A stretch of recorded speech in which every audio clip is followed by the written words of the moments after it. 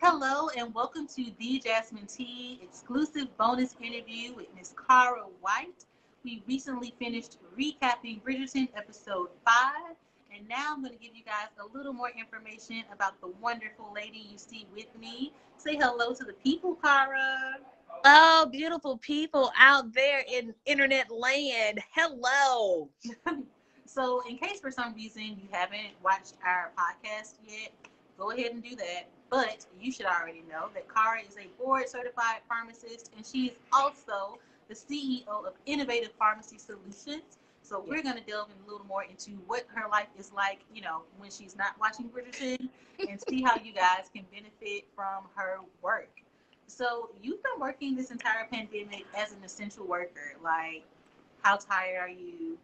What's it been like? Clue us in. So what I do is I'm a labor and delivery and a neonatal intensive care unit pharmacist.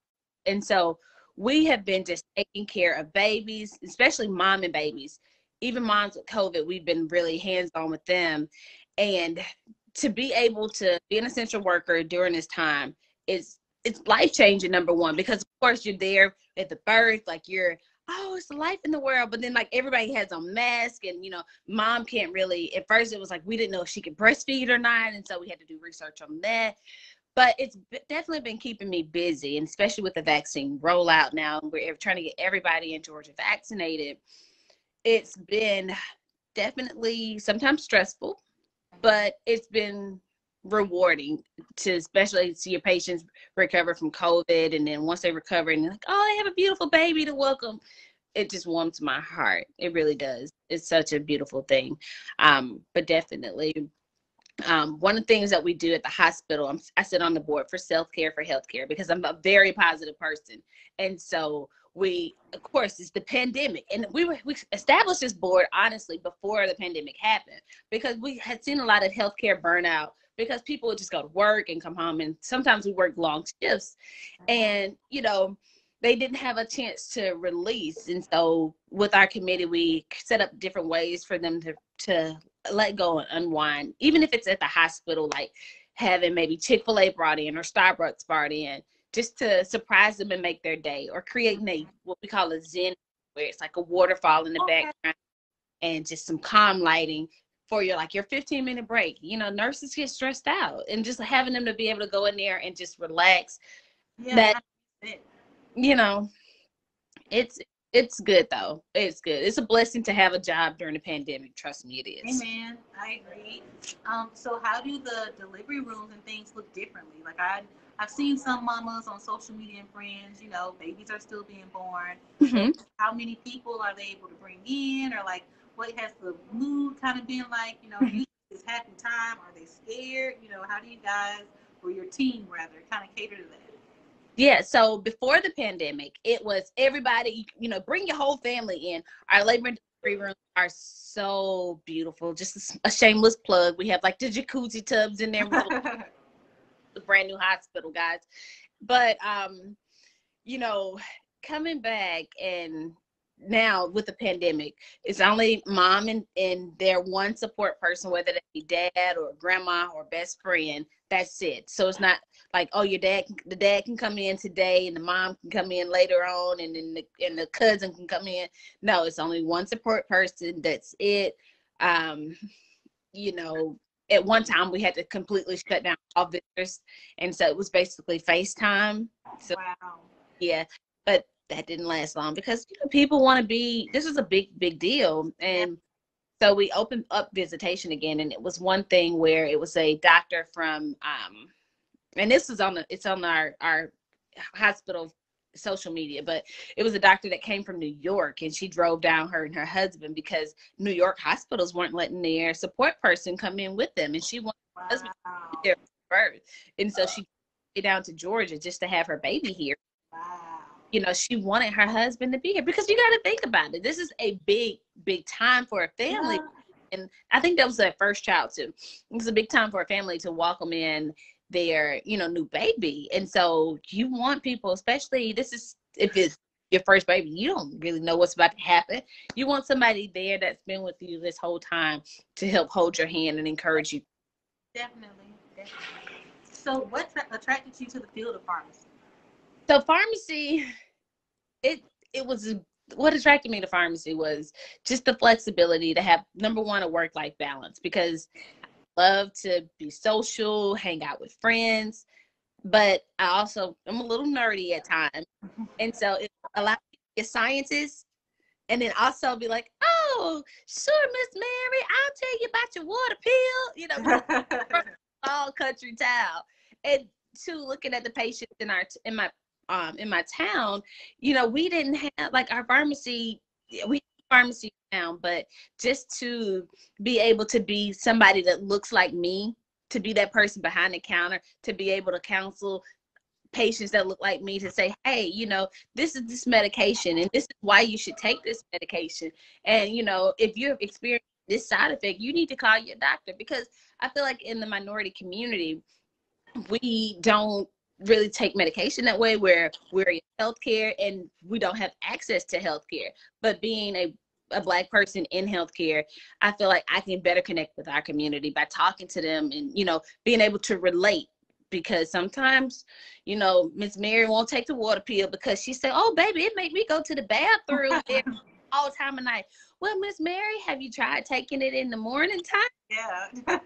Oh, nobody ever told me, baby. And there's different stuff like that.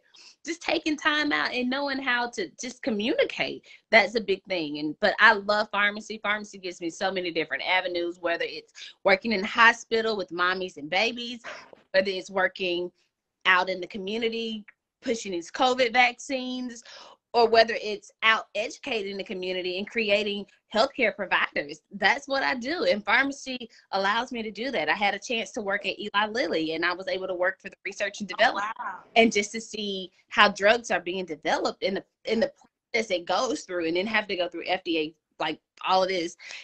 It's so rewarding to me. And I can't, like, I am so thankful that I went to pharmacy. Anybody interested in pharmacy, please reach out. I can definitely walk you through that. Wonderful. And as you're talking about reaching out and helping people, that kind of segues right on into my next question. You've taken your passion beyond just like your day job and gone on and founded your own business. So tell us about Innovative Pharmacy Solution. What is it? Why did you create it? How can people get involved? So Innovative Pharmacy Solution was created to innovate the next generation of minority healthcare providers to serve in underserved communities, because, rural and underserved communities don't have access to healthcare. And that's my main thing, is access to healthcare, and then access to healthcare that looks like. And so with Innovative Pharmacy Solution, we have a technician training program, because people want to be pharmacy technicians. Well, they don't know how to start it. Maybe they want to become a pharmacist and they don't know how to start.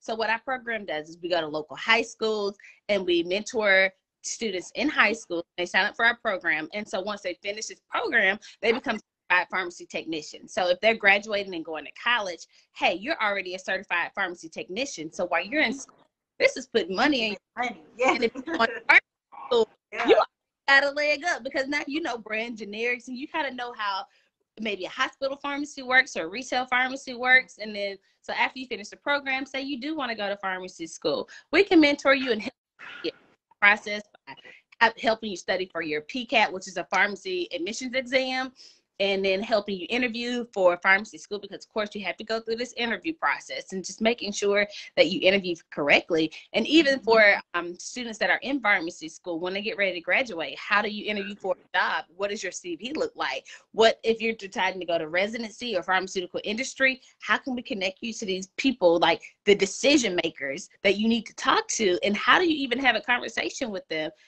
to get your foot in the door? This sounds like you're bridging a lot of well-needed gaps. Yes. Because again, like I said, serving the underserved community. I'm from an underserved community. I understand how it was, how to get through the mud. I'm telling you, by God, I was able to make it through. And I'm trying to help you. Yeah, that's what it's all about. Each one teach one. That's yes. Definitely the buzz. So, what is challenging about working in the field of pharmacy? And we've heard how much you love it. Is there anything that challenges you a bit? Yes, the field of pharmacy is ever changing. Like it changes so much, and just the challenge is to make sure you keep up with all the information. Like, yeah, this is great. Like, oh, the vaccine is out. But of course, you get questions about the vaccine. Of course, all of this is new. And just making sure you stay up on your information while you're working this job, working that job, because no matter where you go, you're going to be the pharmacist. You're going to be the drug expert, is what like the physicians say. Oh, this is a drug expert. So we have questions. We need to go to her. So just making sure you stay up to date with your knowledge, knowing what resources to use, and just taking advantage of all of that. Yeah, definitely. You don't want to be giving somebody expired information, No. something that is not correct. And bravo to that. Kudos to you, because it is kind of hard to think about. Like you said, like I'm working this job and then I got to come home and kind of like make sure I study, to stay up to date. Girl, yes, all of that. So you talked about being from a small town. As our viewers know, we are in the South. I'm in Alabama. Cara's currently in Georgia.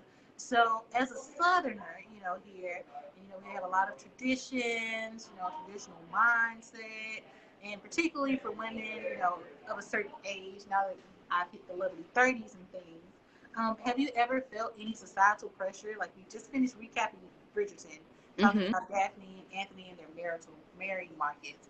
Kind of shifting to the personal a little bit. Have you ever felt any pressure from society to like go ahead and have a ring on it? Like you clearly successful in your career, it's like check.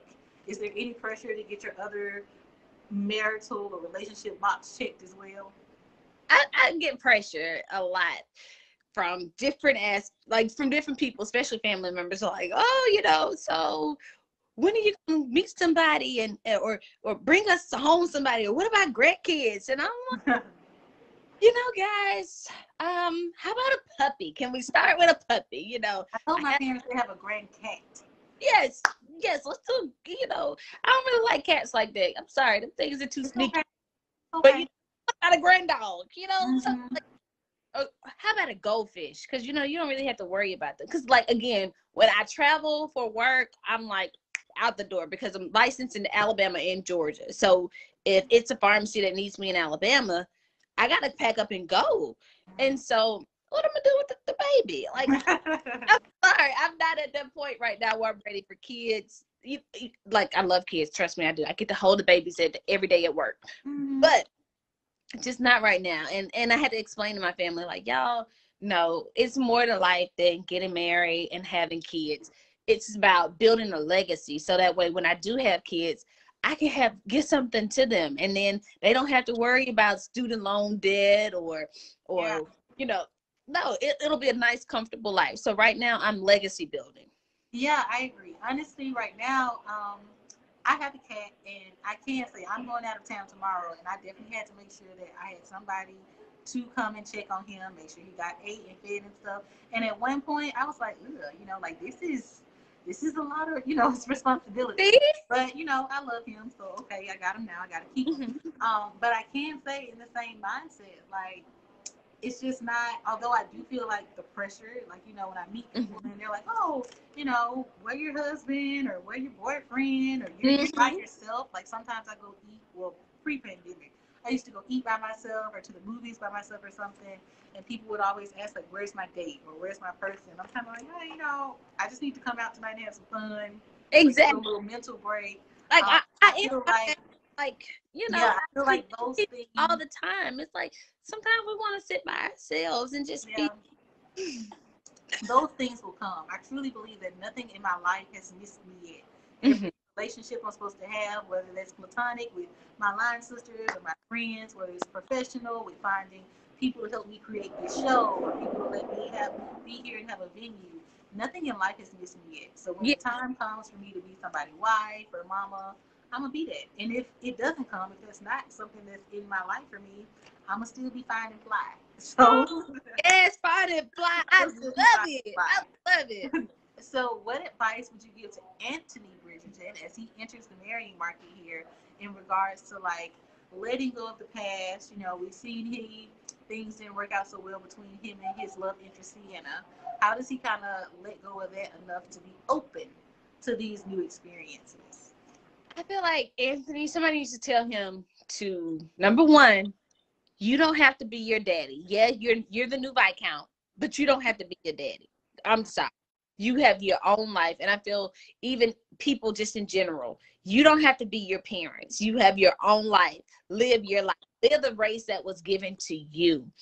And that's my advice to him. Stop trying to worry about what society feels that you should do. And because I do see him as, oh, well, society tells me I should do this. And I'm tired of being a rake. So I'm going to do this.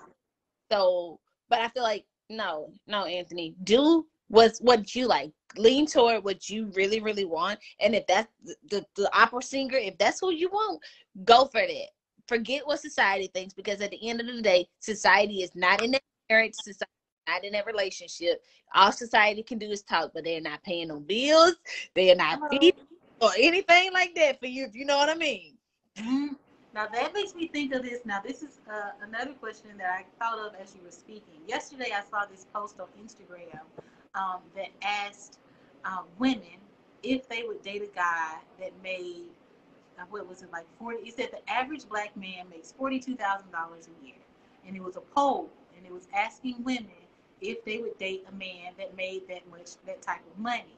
Now I won't ask if you would date somebody that makes that specific amount, but when it comes to, like, as we were just talking about Anthony, he should go after dating someone who's not on the same, class level as him. When it comes to, like, us professional women here, as we just said, we established in our careers finding, flying, popping. Mm-hmm. How does, like, income level play a role? What factor does it play in your mind? Because when you meet somebody, it's not like they got a sign over their head to say, I make this amount of money. Mm-hmm. They can tell you where they work or what they do, but you don't really know. Mm-hmm. So how do you feel about dating someone or potentially marrying someone who doesn't make as much as you? Like, how do you feel about that? Or does it matter? I feel like it does. But I feel like it more goes line where you want to know what they make, but of course that's not going to be the first conversation. Mm-hmm. I feel like that'll be right before the engagement when y'all start talking about finances, because even with me and the guys I may date, I don't bring up like how much I make or my different hustles. I don't want to say hustles, but my different avenues that I parlay in. That's not income streams. Yes, my different. That's none of their business, because they're not committed to me, and I'm not committed to them on a financial aspect. So I don't even talk about that. But as far as, like, say if they didn't make as much as me, I think it would go with how can we reach our financial goals, whatever that may be, whether that may be, say, ownership or vacation property or rental properties. If they're not on the same page on that, then that wouldn't work. But I mean, I feel like, because it's all gonna go in one pot. So if he makes 40 and I make whatever, it's still in one pot, and we're pulling from this one pot. Now, if you put enough in the pot, then okay, cool, we got a big pot to work from. But again, it's just one pot. So yeah, I think that's the what is it? What am I trying? The summation of your answer there. You view your marital finances or your relationship finances as one pot. Mm-hmm. And that may be different for some people. You got to find whatever works best for you and your boo. Mm-hmm. But thank you for your insight on that. I enjoyed that. Okay, viewers. I'm not married, but it's just my idea of what I mean, yeah, because when you, as you said, if you guys are heading towards engagement, when you have that conversation, it's good to know how you feel.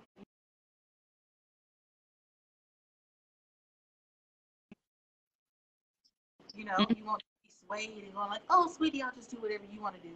No, this is how do you really feel? We ain't trying to be like Lady Featherington out here. Exactly. Ain't no Lady Featherington over here. Like, no. Well, Kara, thank you so much for your time. Thank you guys for tuning in. Thank you for listening to this exclusive bonus interview with Kara White. Make sure that you're watching us every Thursday on Facebook Live at 7. Follow us on YouTube at DJasmineT, and you can see all of her social media handles and links to innovative pharmacy solutions in the description box as well. Bye, Kara. Bye. Good talking to you.